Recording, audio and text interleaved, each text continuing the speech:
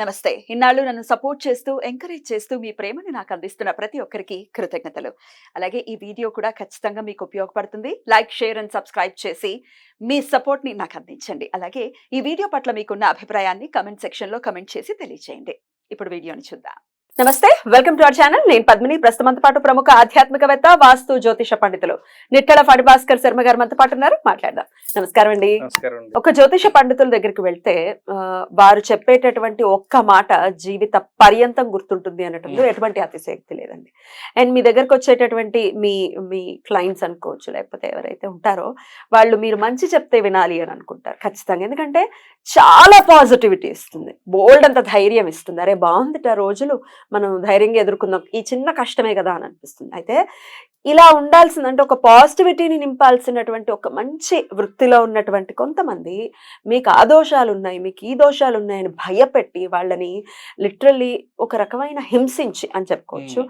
ఇది ఎంతవరకు సమంజసం అని అనుకోవచ్చు. నేను ఈ ప్రశ్న అడగడానికి గల కారణము, ఏదైనా వెళ్ళి చూపించుకుంటే ఫస్ట్ కుజదోషంతో మొదలయ్యి పితృదోషాలు ఉన్నాయి, మాతృశాపాలు ఉన్నాయి, లేకపోతే ఉండవు అని అనట్లేదు, కానీ ఎలా చెప్పాలి అనే దాన్ని బట్టి ఉంటుంది కదా.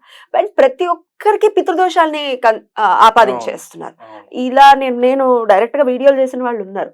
చిన్న సమస్య అది పితృదోషం కింద కన్సిడర్ చేస్తాను. నేను అడిగాను, కాంట్రడిక్ట్ చేశాను. హౌ అంటే ఎట్లా చెప్తున్నారు మీరు, ఎట్లా? అది చిన్న విషయం కూడా సరే, మరి మీరు ఎలా చూస్తారు పితృదోషాన్ని, ఎలా కన్సిడర్ చేసుకోవచ్చు పితృదోషాన్ని, ఎలా నివృత్తి మార్గం ఏమిటి చెప్తారండి? తప్పకుండా.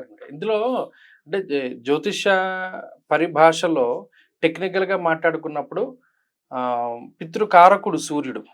ఆత్మశత్రుత్సాహ వన పర్వతాది పితృకారక సూర్య అన్నాడు. ఉత్సాహానికి, ఆత్మకి, వీటన్నిటికీ కారకుడు సూర్యుడు. జాతక భావంలో 12 భావాలు ఉంటాయి. తన్వాది 12 భావాలు అంటారు. అందులో 1వ భావం నుండి 12 వరకు ఒక్కొక్క దాన్ని రిప్రజెంట్ చేస్తూ ఉంటుంది. లగ్నం ఉంది. తను స్థానాధిపక్యేంద్రే లాభే కొనగతేయదీత్యాగవాన్ ధనవాన్ భోగి నృపపూజ్యో ప్రకాశక శుభదృష్టియుతే లగ్నేశే శుభ సంయుతే అని తనుభావం అంతా కూడా శరీరం గురించి, ఛాయ గురించి, వాడు ఎలా ఉంటాడు ఏంటి అని దాని గురించి చెప్తుంది. లగ్నం తనుభావం అన్నా లగ్నం అన్నా ఒకటే. అలాగే మణిర్ముక్త ఫలం స్వర్ణం రత్న ధాతు కదంబకం యాని కానిచ సర్వాణి ధనస్థానాద్వి నిర్ణయ, ఇలా 2, 3, 4, 5 ఇలా 9వ భావాన్ని మనం తీసుకుంటే దీన్ని భాగ్యము అన్నారు. నిజానికి కొన్ని గ్రంథాల్లో పుత్రాన్ బుద్ధిం పూర్వపుణ్యంచ పుంసాం, 5వ భావము పూర్వపుణ్యానికి సంబంధించినటువంటి విషయాలను కొన్ని తెలియజేస్తోంది, ఉపాసనకి సంబంధించినటువంటి కొన్ని విషయాలను తెలియజేస్తోంది. భాగ్యము అనగా పూర్వజన్మలో ఉండేటువంటి పూర్వజన్మార్జితమైనటువంటి విషయాలను గురించి కూడా అది చెప్తోంది అని చెప్పి కొన్ని గ్రంథాల్లో మనకి తెలియజేశారు. ఇప్పుడు ఈ పితృదోషాదులని జాతకంలో మనం చూసేటప్పుడు భాగ్యభావాన్ని పరిశీలన చేస్తాం. 9th హౌస్ చూస్తాం. 9th హౌస్ 9వ స్థానాధిపతి. ఉదాహరణకి ఏదో ఒక లగ్నం తీసుకోండి, మేష లగ్నం. భాగ్యాధిపతి గురుడు.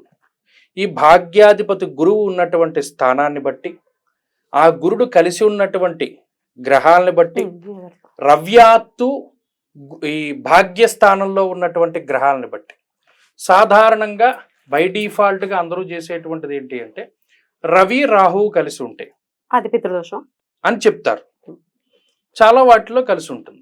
కొంతమంది గ్రహణాల టైంలో పుడతారు, మరి అప్పుడు రవి రాహువులు కలిసే కలుస్తారు. ఇక్కడ శని కూడా పితృకారకుడు అవుతూ ఉన్నాడు. మనకి పితృకారకుడు సూర్యుడు ఎప్పుడు పగల పుట్టినటువంటి వారికి, మరి రాత్రి పుట్టినటువంటి వారికి పితృకారకుడు శనేశ్వరుడు. పగల పుట్టినటువంటి వారికి మాతృకారకుడు శుక్రుడు, రాత్రి పుట్టినటువంటి వారికి మాతృకారకుడు చంద్రుడు. ఇవి కొన్ని ధర్మ సూక్ష్మమైనటువంటి విషయాలు.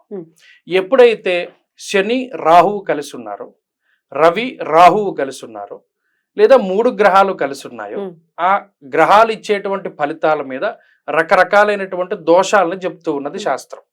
ఇప్పుడు ఈ రవి రాహువు కలిసి ఉన్నప్పుడు మరి అది గ్రహణం ఏర్పడేటువంటి అవకాశం ఉంటుంది. మరి రవి పితృకారకుడు కదా, మరి రవి ఆత్మకారకుడు కదా, ఉత్సాహానికి కారకుడు కదా. అందులోనూ జాతకంలో ఆయన ఏ భావానికి ఆధిపత్యాన్ని వహిస్తున్నాడో మరి రాహుతో కలిసి ఉన్నప్పుడు ఆ ఫలితాల్లో వ్యత్యాసం వస్తుంది. అలాగే ఇక్కడ కొంతమంది జాతకాల్లో 9వ స్థానంలో రవి రాహువు కలిసి ఉంటారు. రాహువు శని కలిసి ఉంటారు, రవి శని కలిసి ఉంటారు, లేదా 3 గ్రహాలు కలిసి ఉంటాయి, లేదా భాగ్యాధిపతితోటి రాహు కలిసి ఉంటాడు, శని కలిసి ఉంటాడు. ఇలా కొన్ని రకాలైనటువంటి కాంబినేషన్స్ వచ్చినప్పుడు పలానా వాడికి పితృదోషాదులు ఉన్నాయి. అదొకటే కాదుగా, జాతకంలో చాలా ఉంటాయి దోషాదులు. అయితే ప్రత్యేకించి ఈ పితృదోషము అనేటువంటిది భాగ్యస్థానం మీద కన్సిడర్ చేసుకోవాలి. భాగ్యస్థానానికి బట్టి, లేదా రవిని బట్టి, శనిని బట్టి, రాహువుని బట్టి తీసుకోవాలి. రాహువు జాతక భాగంలో పితామహులకి కారకుడు, అంటే తండ్రి కన్నా పైన తాత ముత్తాతలకి వాటికి కారకుడు. అలాగే ఇంకా చెప్పుకోవాలంటే కొన్ని రకాలైనటువంటి నిగూఢమైనటువంటి విద్యలకి, అకల్ట్ సైన్సెస్, యవన గూఢార్థ రాజసభలోపేత వ్యయకారకో రాహు అంటూ ఉన్నది శాస్త్రం. ఇలా ఆయా గ్రహాలు కలవకూడనటువంటి కొన్ని గ్రహాలతో కలిస్తే కొన్ని వైపరీత్యాలు అనేటువంటివి ఏర్పడతాయి. అవి మరి అందులోనూ భాగ్యము అంటే మనం ఇందాక చెప్పుకున్నట్టు, భాగ్యం అంటే ఏంటి? వీడి పుణ్యం అనుకోవచ్చు, వీడి దగ్గర డబ్బు అనుకోవచ్చు, పూర్వపుణ్యం అనుకోవచ్చు, ఏదో అది దాన్ని పాడు చేస్తున్నాయి కదా ఆ గ్రహాలు. అప్పుడు ఎప్పుడైతే పూర్వపుణ్యాన్ని క్షయం చేసేస్తే స్థితిలో గ్రహాలు ఉన్నాయో వీడి దగ్గర పుణ్యమేం లేదంటూ మనకి జాతకంలో స్పష్టంగా వీడు అదృష్టవంతుడా దురదృష్టవంతుడా అన్నవి మనకి తెలిసిపోతుంది, చెప్పేస్తుంది. మరి ఆ స్థానంలో ఇలా కొన్ని గ్రహాలు కేంద్రీకృతమై ఉన్నప్పుడు పలానా వీడికి ఈ పితృశాపాదుల వల్ల పుణ్యం క్షయమైపోయిందిరా, దాన్ని పెంచుకోవాలి అంటే దానికి సంబంధించినటువంటి రెమెడీ చేయాలి. పలానా జాతకుడికి సర్పశాపం వల్ల పుణ్యం క్షయమైపోయిందిరా అంటే వీళ్ళ తాత ముత్తాతలు ఎవరో ఏ పావునో చంపేసి ఉంటారు, లేదా వీడు ఏ సర్పానికో బాధన కలిగించి ఉంటాడు, సర్పపీడన, సర్పతాడన, రకరకాల దోషాలకి ప్రాయశ్చిత్తం చెప్తారు. లేదు మాతృశాపం తగులుతుంది, భ్రాతృశాపం తగులుతుంది, ఏదేమైనా సరే జాతకంలో కనబడుతుంది. ఆ కనబడినప్పుడు పలానా రెమెడీ మనం చేసుకోవాలి అనేటువంటిది మేము సూచించడం జరుగుతుంది. ఇప్పుడు ప్రత్యేకించి పితృదోషాన్ని తీసుకున్నప్పుడు ఈ పితృదోషాదుల వల్ల ఏమవుతుంది అంటే వంశంపై ప్రభావాన్ని చూపెడుతుంది. పిల్లలు పుట్టకపోవడం, సంతానం కలగకపోవడం, కలిగిన సంతానం ఎదగకపోవడం, వారికి ఎదుగుదల లోపం ఉండడం ఇత్యాది విషయాలపై అది ప్రభావాన్ని చూపెడుతుంది. ఆ సంతాన వివాహ విషయంలో జాప్యత ఏర్పడటం కూడా పితృదోషం కింద కన్సిడర్ చేస్తారు. కొన్ని సందర్భాల్లో ఉంటుంది అది కూడా ఒక పాయింట్. అంతేగాక ఏదైనా జీవితంలో అకారణంగా జరుగుతూ ఉండడం, అనుకోకుండా డబ్బు పోగొట్టుకుంటూ ఉండడం, అనుకోకుండా ఆరోగ్యం పాడవుతూ ఉండడం, ఇలా ఏదైనా అనుకోకుండా జరిగినవన్నీ కూడా పితృదోషాదుల వల్లే జరుగుతాయి. అకాల మరణాలు అవి కూడా జరుగుతాయి. పలానా వంశంలో ఒక వ్యక్తికి అకాల మరణం సంభవించింది అంటే దానికి కొన్ని ప్రత్యేకమైన క్రతువులు ఉన్నాయి, అవి చేసుకోకపోయినా, లేదో ఆ మరణం సంభవించినటువంటి ప్రాంతాల్లో ఫలానా కార్యక్రమాలు చేయకపోయినా ఇవన్నీ కూడా ఇబ్బంది పెడుతూనే ఉంటాయి. మరి ఎలాగండి దీనికి నివృత్తి ఏమిటి? దీనికి ప్రత్యేకించి ప్రతి మాసములోనూ అమావాస్య తిథి వస్తూ ఉంది. అమావాస్య తిథికి అధిదేవతలు పితృదేవతలే.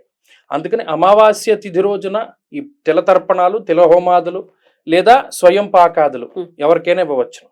లేదు పితృదేవతలకి సంబంధించిన తిథులు వస్తాయి, ఆ తిథుల్లో ఖచ్చితంగా ఆబ్దీకాల అటువంటి వాటిని మనం చేస్తూ ఉండడం ఒక పద్ధతి. 2 మహాళయ పక్షాలు వస్తాయి సంవత్సరానికి ఒకసారి, భాద్రపద మాసంలో కృష్ణపక్షంలో మహాళయ పక్షాల్లో పితృదేవతల్ని స్మరించుకుని చేసేటువంటి అనేక రకాల కార్యక్రమాలు కూడా చేయవచ్చు. ఏ రోజున చేయమంటారు? మహాళయ పక్షంలో ప్రత్యేకించి ఇలా పితృదోషాలు అమావాస్య రోజు చేస్తేనే శ్రేష్టం. అంటే ఆ పక్షం అంతా మంచిదే, ప్రత్యేకించి మనం తీసుకోవడానికి ఏం లేదు, కానీ 5 రోజులు ఉంటాయి. ప్రారంభ రోజున, చివరి రోజున, యతి మహాలయం, వ్యతిపాతం, భరణి, ఇటువంటి రోజుల్లో ఏ రోజైనా సరే చేయవచ్చు. చేస్తే అప్పుడు ఈ పితృదోషాదులు తొలగిపోయి సామాన్యమైనటువంటి జీవితం వస్తుంది. కొంతమంది దీనికోసం ప్రత్యేకించి చాలా ప్రాంతాలకు వెళుతూ ఉంటారు, దూరత్ర వెళ్తూ ఉంటారు, ఆడవాళ్ళు చేస్తారు, చేయబోతారు. మన భాష వేరు, వాళ్ళ భాష వేరు. అందుకని మనకి కొన్ని ముఖ్యమైనటువంటి ప్రాంతాలు ఉన్నాయి. సప్త గోదావరి సంగమ ప్రాంతం ఉంది, కొవ్వూరు గోపాదాల రేవు ఉంది, రాజమండ్రి ఉంది, మరో కాశీగా చెప్తారు. అలాగే పాదగయ క్షేత్రం ఉంది, పిఠాపురం క్షేత్రం ఉంది, అలాగే వశిష్ఠ గోదావరి సంగమ ప్రాంతం ఉంది. మరి అటువంటి చోట్ల కూడా చాలా గొప్ప ప్రాంతాలు బ్రహ్మాండంగా చేస్తారు. అద్భుతం. అక్కడ చేయించుకోవచ్చు. ఇక్కడ లేవండి మరి మా పరిస్థితి ఏమిటి? మా పెద్దవాళ్ళ పేర్లు చెప్పి ఇప్పుడు వేరే ప్రభాసాంధ్రులు ఉన్నారు, వేరే కంట్రీస్ లో ఉన్నారు అనుకోండి, వాళ్ళు చేయించచ్చా డబ్బులు ఇచ్చి వీరు చేయిస్తే? చేయించుకోవచ్చు. ఉమ్, ప్రత్యేకించి మా సంస్థ ద్వారా ఈ సంవత్సరం మేము ఏం చేస్తున్నామంటే, ఉమ్. ఇలా ఎవరైతే ప్రవాసాంధ్రులు ఉన్నారో లేదా దూరత్ర వేరే స్టేట్లో ఉన్నారో ఉమ్, వారు చేయలేరు కాబట్టి ఉమ్. వారి ఇంకొకరి పేరు మీద కర్తృత్వాన్ని వేసి ఉమ్. ఫలానా వాళ్లే చేస్తున్నట్టుగా ఈ కార్యక్రమాల్ని మేము ఆయా చేస్తున్నారా? ప్రాంతాల్లో జరిపిస్తున్నాం. జరిపిస్తున్నారు. సంప్రదించవచ్చు, ఆయన నంబర్ కి కాల్ చేయొచ్చు. అయితే ఇద్దరే ఆడపిల్లలు ఉన్నారు, మగపిల్లలు లేరు. మరి ఇప్పుడు మా ఇంట్లోనే ఉంది ఆ పరిస్థితి. మా తల్లిదండ్రులు ఉన్నారనుకోండి, కానీ ఒకవేళ మా తాతగారికి మా బాబాయ్ గారికి చెయ్యాలి అని అంటే మా పరిస్థితి ఏమిటి? ఒరిజినల్ గా ఈ తల్లిదండ్రులు ఉన్నప్పుడు ఈ తండ్రి గారే వాళ్ళకి సంబంధించిన వాళ్ళందరూ చేస్తారు, ఉమ్, లేదా దహోత్రుడు చేస్తాడు, ఉమ్. మనవడు చేస్తాడు. మనవడు చేయాలి. కానీ ఒరిజినల్ గా చిన్నపిల్లలు వాటిని చేయడానికి కూడా తల్లిదండ్రులకు అది మనస్కరించదు, అది ఎంత పుణ్య కార్యక్రమం అయినప్పటికీ కూడా. అలాంటప్పుడు ఏం చేయాలంటే ఇంకొకళ్ళ మీద కర్తృత్వం వేసి చేసుకో. ఇప్పుడు మీరు చేసిన విధానంలో చెయ్యాలి. ఖచ్చితంగా వాళ్ళకి ఆ ఫలితం అనేది వెళ్తుంది, ఖచ్చితంగా వాళ్ళకి అందుతుంది. సో మరి చేయించుకోవాలి, ఖచ్చితంగా రకరకాల సమస్యలతో బాధపడుతున్నారు అని అనుకుంటే, ఒకవేళ పితృదోషాలు ఉన్నాయి అనుకుంటే కనుక ఖచ్చితంగా చేయించుకోండి. వారి నంబర్కి కాల్ చేస్తే మీకు మరిన్ని వివరాలని అందిస్తారు. అయితే ఇంకొక చివరి ప్రశ్న, ఇలా పితృదోషాలు ఉన్నాయని భయపెట్టడం ఒక జ్యోతిష పండితుడిగా మీరు ఎలా చూస్తారు? ఇందులో ఈ దోషం అనే కాదండి, ఏ దోషం ఉన్నా మనం భయపెట్టవలసింది ఏం లేదు. ఎందుకంటే ఇప్పుడు భయపెట్టినంత మాత్రాన అదేం పోదు. ఇప్పుడు కాలసర్పదోషం ఉంది, సర్పదోషం ఉంది, పితృదోషం, శకట యోగము, ఇలా పునర్భూదోషాలు, చాలా దోషాలు ఉంటాయి జాతకంలో. ఉన్నాయి, తెలుసుకోవడం చాలా ముఖ్యం. తెలుసుకుని దానికి సంబంధించిన దశాంతులు చేసుకుంటూ ఉండాలి తప్పితే అది ఉందని భయపడడం వల్ల ఏమవదు. మీకు జలుబు చేసింది, జలుబు చేసిందని భయపడితే అది తగ్గదు కదా. దానికి సంబంధించింది ఏదో రెమెడీ చేసుకోవాలి, అది చేస్తే తగ్గుతుంది. రైట్. భయపెట్టడం కొంచెం బాధ్యతాయుతంగా ఉంటాయి కూడా పండితులు. కానీ మీకు ఇప్పుడు అదే వ్యాపారంగా మారిన తరుణంలో ఇక మనం దాని గురించి ఏం చెప్తాం? మానసికంగా చాలా హింసకి గురవుతూ ఉంటారు డెలికేట్ మైండెడ్ పీపుల్. వాళ్ళని కొంచెమైనా ఆలోచించాలి. ఎందుకంటే అన్ని తెలుసున్న వాళ్ళు చెప్తే ఇంకెటు పోతాం అనేది ఒక ప్రశ్న. ఎనీవేస్, చక్కగా వివరించారండి. కృతజ్ఞతలు. నమస్కారం.